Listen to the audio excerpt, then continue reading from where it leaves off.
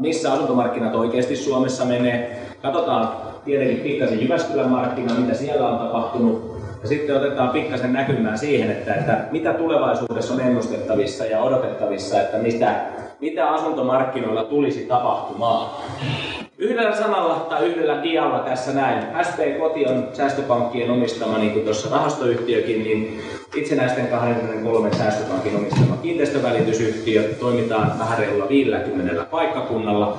Ehtii viime vuonna jo reilu 2500 asunto- ja kiinteistökauppaa Suomessa ja yli 5000 toimeksiantoa hoidettiin ja ollaan kasvettu muutamassa vuodessa jo sinne Suomen 4. suurimmaksi välitysliikkeeksi. Eli kyllä meillä siellä tietoa ja näkemystä varmasti taustalta löytyy. Mutta hypätään asuntomarkkinoihin Suomessa. Mitä siellä asuntomarkkinoilla sitten oikeasti on tapahtunut viime vuosina? Me katsotaan siellä 2010, 2011, 2012, niin kyllä ne vuodet oli kuin veljiä keskenään ja oli hyvin helppo ennustaa. Suomen asuntomarkkinat meni kuin juna eteenpäin ja nousut ja laskut osu kuin tanssin askeleet siellä ja kauppalukumäärät oli hyvällä tasolla. Palauduttu oltiin tosi nopeasti, sanotaan siitä 2008 finanssikriisistä. Mutta sitten lähdettiin 2013, alkoi sitten tämä epävarmuus täällä asuntomarkkinoilla heijastumaan ja oikeastaan siellä huippuna nähdään tuolla helmikuussa 2013 varainsiirtoveron muutos, jossa oli tämmöinen niin erittäin kova piikki ja sen jälkeen kyllä ollaan sitten kahlattu aika syvissä vesissä. Ja epävarmuutta on ollut, niin kuin nähdään, kaikki liikehdintä ja heilattelut on ollut todella voimakkaita. Tarjonta on kasvanut huomattavasti kysynnän yläpuolelle. Ja siinä oli niin kuin pitkä jakso, että oikein kukaan ei tiennyt, että mihin asuntomarkkinat menee. Onko tämä normaali tila nykyään uudestaan? 2 vuotta on kuitenkin aika pitkä aika seurata. Ja katsoa näitä, niitäkin kun 16 vuotta seurannut markkinaa ja tutkinut ja miettinyt sitä eri vinkkeleistä, niin oli vähän ihmeissään. 2015 asuntomarkkinat oli kuitenkin vähän reilu 6% kasvussa. Ja mikä siinä ehkä merkityksellistä on kuitenkin se, että se syklisyys ja se normaali käyttäytyminen palasi. Kun katsotaan 2015 kauppakäyrää, niin se on hyvin samankaltainen, miten oli nämä vuodet aikaisemmin, kun me elettiin normaalia aikaa. Ei olla vielä sillä tasolla volyymillisesti, eli nousua on tapahtunut ja vielä meillä on matkaa siihen niin kuin asuntomarkkinoiden niin kuin ehkä sanotaanko normaaliin tai hyviin vuosiin, mutta kuitenkin niin kun, kysynnän ja tarjonnan suhde on niin kun parantunut siellä ja se normalisoituminen niin kun tavallaan alkoi viime vuonna. Ja se on niin kun hyvä merkki tässä markkinassa. No sitten jos katsotaan asuntojen hintakehitystä, joka kuitenkin on ollut, sanotaan, että siellä on ollut pientä laskutrendiä, mutta tässä tullaan niin kuin paikkakuntakohtaiset erot ja vaihtelut on hyvinkin voimakkaita. Pääkaupunkiseudun markkina, puhuttu aina, että onko siellä vaikka asuntokuplaa tai tällaisia aina nostellaan esillekin, mutta ei sielläkään hinnat on noussut viimeisinä vuosina, kun markkina on ollut haasteellinen. Mutta sitten kun nähdään, että kyllä ne laskut, niin tavallaan, että myös negatiivisia hintakehityspaikkakuntia Suomessa löytyy. Ja ne on ollut sitten täällä muun Suomen alueella. Mikä niille on tyypillistä? Ne on niin rakennemuutosalueilla, ne on muuttotappiopaikkakuntia. Mutta sitten, että miksi se koko maa pysyy keskiarvoisesti suurin piirtein plus miinus nollassa ollaan pysytty, on sitten siitä, että kasvukeskukset maakunnissa on kyllä vetänyt suhteellisen hyvin läpi tämän viime vuosien. Sitten jos katsotaan vielä neliöhintakehitys on niin aika mielenkiintoinen. Asuntojen velattomat kauppahinnat on pysynyt suurin piirtein samassa, mutta neliöhintojen kehitys on sitten taas jatkunut nousua. Johtuu siitä, että se pienten asuntojen markkina on kuitenkin vetänyt oikeasti koko ajan. Ne kalliimmat asunnot on oikeastaan ollut sit ne haasteellisempia tai isomman kokoluokan omakotitalot kiinteistöt. Niissä se vaikeus on ollut viime vuosien markkinassa. Mikä tästä sitten tekee, että asuntomarkkina on merkityksellistä? Sillä on kansantaloudellisesti todella iso merkitys ja miksi sitä seurataan.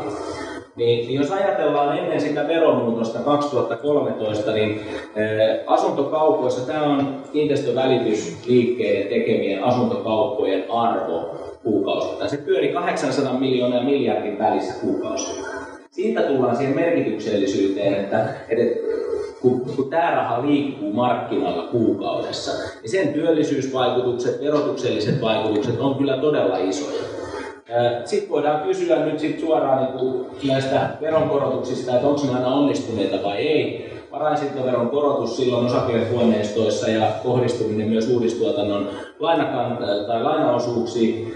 Sen jälkeen me pyörittiin seuraavat 2,5 vuotta 600 ja 800 miljoonaa välissä.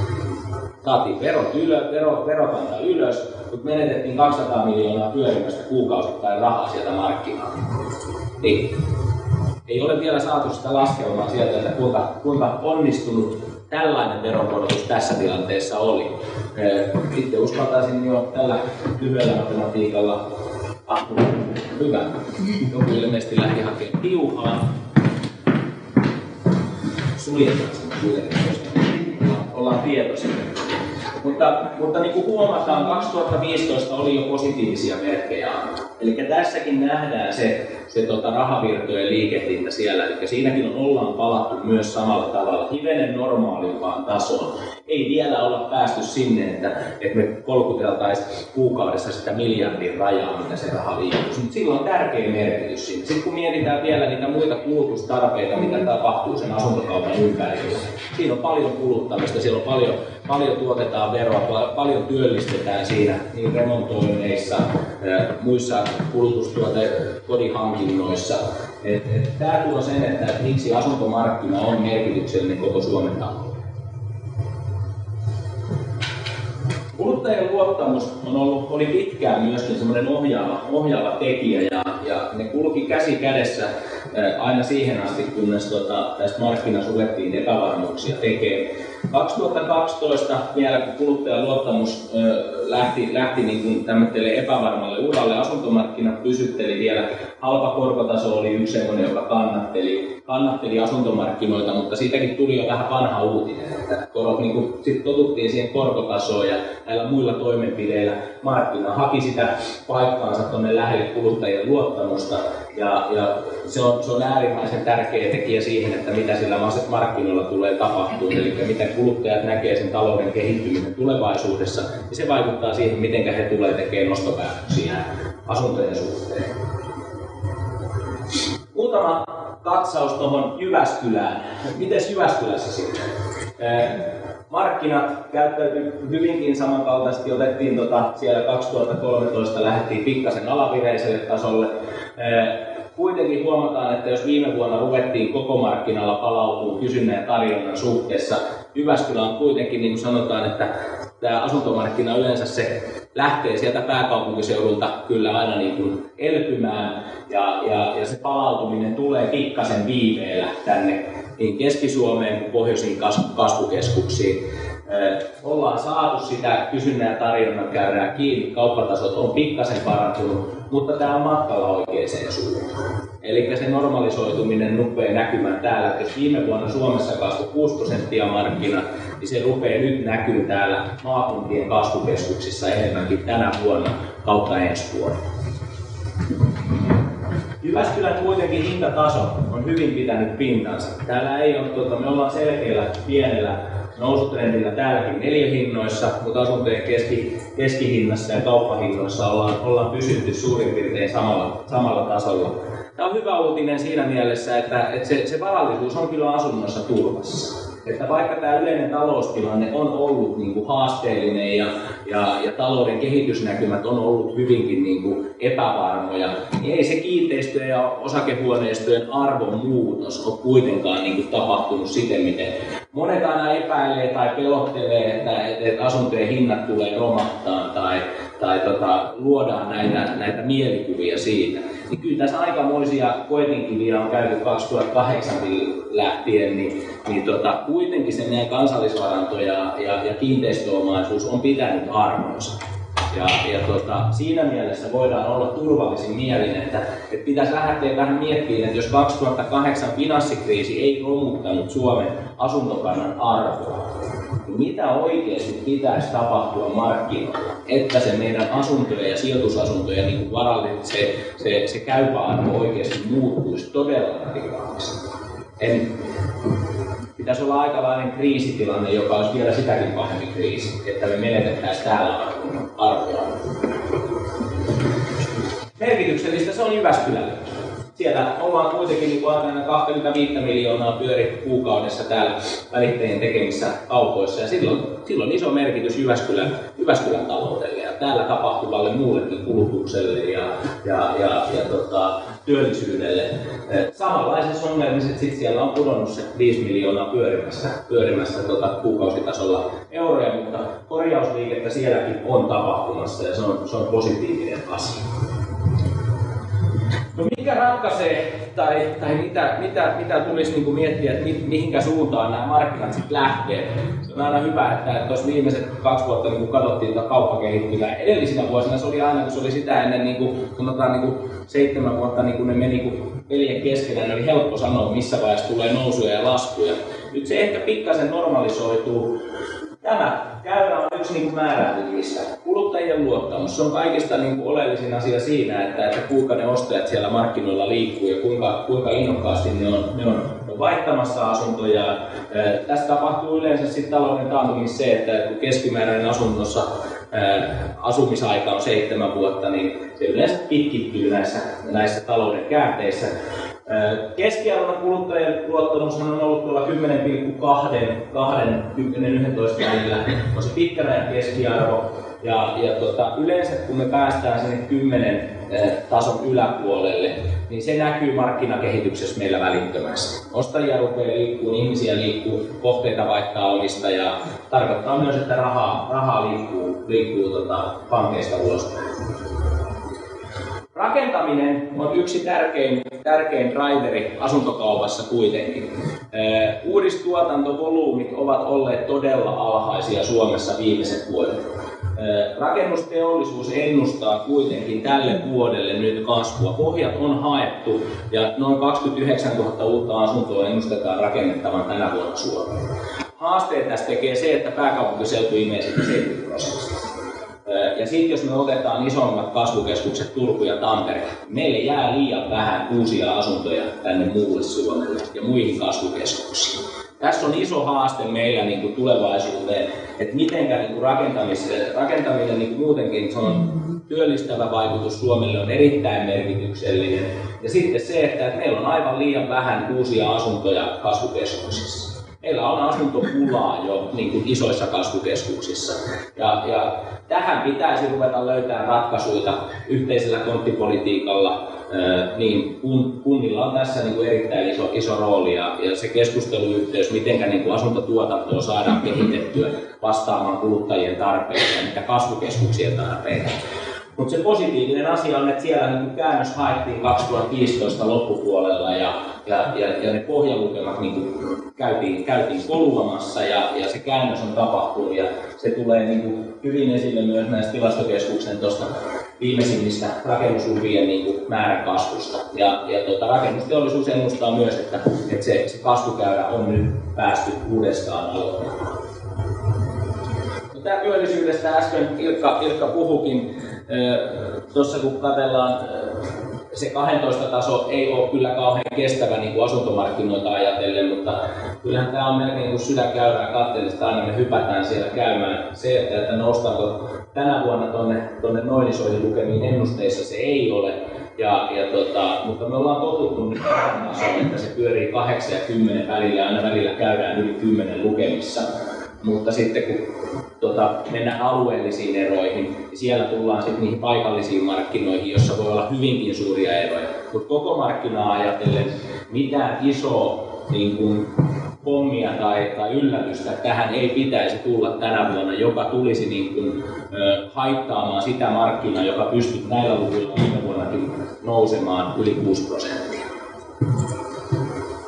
6%. Korkokehityksestäkin tuossa oli puhetta, mutta niin kuin sanoin, tämä on vähän jo vanha uutinen asuntomarkkinoilla. Se aikanaan auttoi sitä, kun kuluttajan luottamus lähti laskuun. Mutta sitten kun katsotaan, että tämä pankkienkin, kun stressitestataan asiakkaita 5-6%, silloin kun meillä edellisen kerran oli 5-6% korkotaso, laitetaan mennä 2000-luvun alkupuoliskolle, asuntomarkkina veti silloin ennätyslukemia.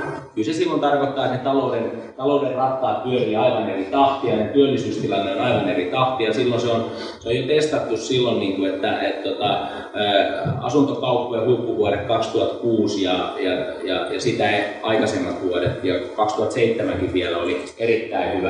Ja silloin me elettiin ihan eri korkomaailmassa. Mutta tämä on tietysti tukenut, että asuntomarkkina ei ole romahtanut, ja tämä on tukenut myös sitä, ettei ne asuntojen hinnat ole romahtanut millään. Ja kun ennusteet tuossa äsken kuultiin hivenen viisaammiltakin kavereita, niin ei täällä ole mitään uutta mullistavaa luvassa, joten tämänkin suhteen markkina tulee olemaan suotuisa.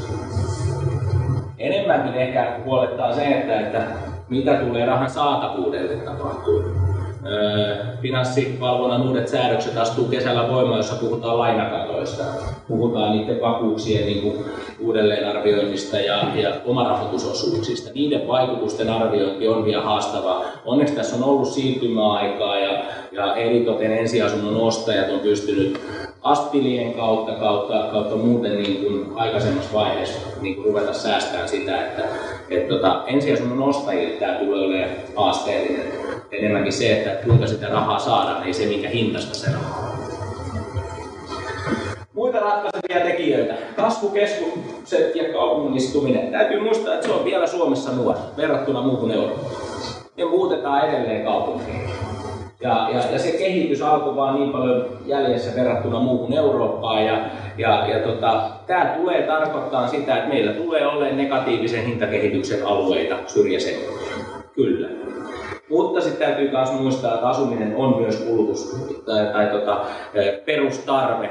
Ja joka tapauksessa jossain meidän pitää, asutaan me sitten vuokralla tai omistusasunnossa, niin aina se on meille kuitenkin kustannuksia. Mutta se, että markkinat tulevat eriytymään voimakkaasti, myös pienemmät paikkakunnat tulevat pärjäämään, jotka pystyy takaamaan perusterveydenpalvelut, peruskoulutuspalvelut. Siinä mennään oikeastaan siinä, sanotaanko niin sanotulla kipurajalla. Et sitten kun näistä peruspalveluista joudutaan tinkiin, eli kyllä vaikutuksia tulee olemaan tulevilla kunta- ja sote-ratkaisuilla, että mitkä pienet kaupungit tai kunnat pystyy tarjoamaan ne ydintarkeat palvelut näille kaikille perheille ja ikäihmisille, niin se ratkaisee aika paljon myös sitä, että miten se hintakehitys ja markkina toimii.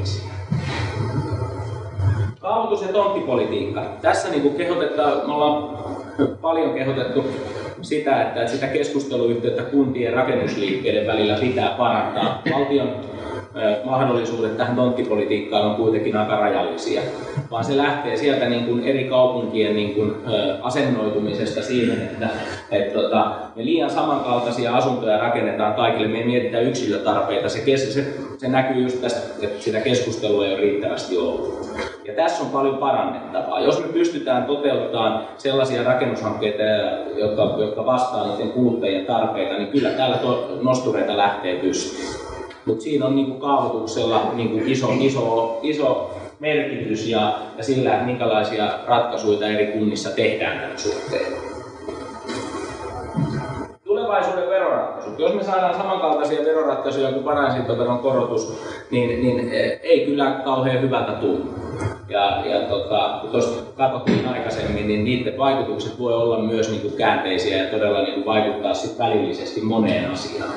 Nämä on meille tiettyjä arvotuksia, mutta toiveissa olisi, että se varainsiirtoveron keskustelu käynnistettäisiin aidosti uudestaan ja sen vaikutukset mietittäisiin kokonaisvaltaisesti. Eli onko se verokanta oikealla tasolla kautta, onko se tullut tietyllä tavalla tiensä päähän ja pitäisikö meidän miettiä uudenlaisia ratkaisuja, jotta me saataisiin se markkina vauhdittua jo sen takia, että se merkityksellisyys taloudelle ja työllisyydelle on aika iso tällä sektorilla. Asuntojen hintakehitys. tietysti ratkaiseva se, että jos me saadaan niin jossain ylikuumenneet markkinat, niin ne voi kääntyä myös negatiivisiksi. Hintakehitys on ollut kuitenkin maltillista Suomessa, myöskin siellä pääkaupunkiseudulla. Aina tullaan sekin, että monesti kysytään, että onko Suomessa se legendaarinen asuntokupla. Joo, voitaisiin mennä ihan Etelä-Helsingin kuumille alueille, jossa hinnat nousi niin sit taas niin verrattuna sitä sisäistä markkinaa. Mutta siltikin meidän pitäisi uskoa sitten taas, että muuttoliike kääntyy toiseen suuntaan kasvukeskuksista, että me ruvetaan muuttaa takaisin maaseuduille kautta, että palvelut pystytäänkin turvaamaan aivan jokaisessa kunnassa ja pitäjässä. Siihen kehitykseen niin ei kyllä kauheasti löydy varmaan tässä salissa nyt käsiä, että uskoo, että me lähdetään asumaan takaisin maalle isossa kuvassa. Eli Suomessa hintojen kehitys on ollut niin maltillista ja asuntomarkkina on kuitenkin terveellä pohjalla, että me ei löydetä semmoista kuplaa sieltä, joka voisikaan edes puhjeta. Eli onko Suomessa asuntokuplaa, niin en ole löytänyt sellaisia perusteita millään tavalla. Pitäisi uskoa asioihin, jota ei voi mitenkään nähdä. No okei, tuossa Ilkan esityksessä tuli, että jos joku olisi sanonut, että se Saksan paperi olisi ollut 10 vuotta sitten tuolla tasolla, niin kukaan ei olisi uskonut. Mutta ehkä sitten silloin se asuntokupla puhkeaa, jos suomalaiset rupeaa muuttaa takaisin maaseudulle ja pääkaupunkiseutu ja kasvukeskukset alkaa tyhjenemään. Silloin se puhkeaa. Eli markkina tulee kasvamaan. Me tullaan nouseen tänä vuonna. Ennuste on hivenen yli 5% asuntomarkkinoiden kasvu. Se on iso kasvu, 2 vuodessa mennään yli 10% tasoon. Mutta se on tärkeää ja sillä on merkitystä sen Suomen talouteen ja valoisat ovat näkymät siinä mielessä. Sitten muutamaan nettipuolen kysymykseen oli tullut, niin otetaan tässä vastaus, niin sieltä oli lähetetty sähköisiä kysymyksiä pari kappaletta. Kysyttiin näistä loma-asuntomarkkinoista ja niiden kiinnostavuudesta. Ja ehkä tässä otan sillain kantaa, että kyllä niin kuin talouden heikkoina hetkinä, niin kyllä aina loma-asuntomarkkina menee uudestaan. Se on niitä ensimmäisiä, joista kuitenkin tingitään. Silloin ei osteta kakkosasuntoja tai kesäpaikkoja. Sitten kysyttiin sitä just, että onko niiden kiinnostavuus laantunut. Sanotaan, että tässä on ehkä niinku vähän semmoista välivetoa, että on tullut uusia trendejä aktiivilomakohteista eri puolilla Suomea. Mutta sanotaan, että kyllä erittäin laatutaso on noussut siinä, ehkä se vaatimustaso hivenen meidän uudella sukupolvella. Että ne kesämökit, jotka pystyy, jossa löytyy perusmukavuudet, löytyy vedet, sähkö, niin kyllä niille markkinat löytyy edelleen. Tämä on enemmänkin myöskin tämmöistä vastavetoa toisenlaiseen markkinaan, johon halutaan kuluttajia suunnata. Meidän näkemys on kyllä vahva, että mökkimarkkina vetää kyllä. Talouden taantumassa se näkyy aina. Se on vähän sama kuin puhutaan legendaarisesta Nurmijärvi-ilmiöstä, että suomalaiset haluaa asua kaikki nyt keskustoissa, pienissä asunnoissa. Ei ne kaikki haluaa asua, että jos kysyttäisiin, että haluaisitko asua isossa omakotitalossa ja sitten olisi pari autoa ja näin, niin olisihan se kivaa, mutta jos ei ole taloudellisia realiteetteja siihen, niin ei sitä pystytä toteuttamaan. Tämä on ihan normaali tapaus, että ne tiettyjen uusien tietyllä tavalla vaikka sen Nurmijärven asuntomarkkina laskee, kun se koostuu tämän tyyppisistä omakotitalon rakentamisesta hyvin vahvasti. Talous on vaan se, joka mennään edellä silloin. Mukavampi on sanoa, että mä haluaisin kivaa asua keskustassa, kuin että mulla ei ole varaa asumassa. Tämä on ihan luonnollista. Mutta markkina tulee siis olemaan positiivinen tänä vuonna. Vastaan mielelläni ja keskustelen asuntomarkkinoista ja teidän kysymyksiin näiden esitysten jälkeen. Mutta omasta puolestani kiitos ja seuraavaksi sitten mielenkiintoinen kiinteistömarkkina.